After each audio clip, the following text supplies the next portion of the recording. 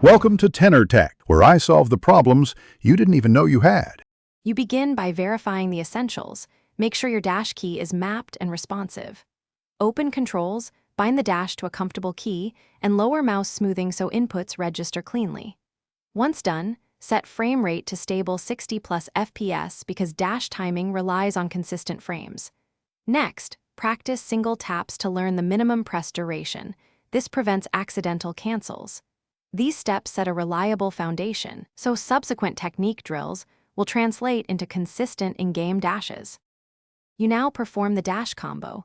Press the dash key with a directional input and make it a short, deliberate tap to avoid overcommitting. Once you master that, combine dash with jump or crouch immediately within 1/10 of a second to change trajectory or extend range. Practice the timing for dash resets. Many levels require landing to trigger a second dash or using an animation cancel window. Keep trials short. Repeat until muscle memory locks the rhythm and inputs become automatic.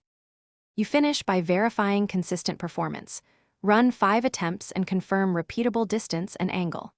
If behavior varies, adjust key debounce, disable key repeat, and reduce input latency in system settings because hardware filtering often causes missed or doubled dashes.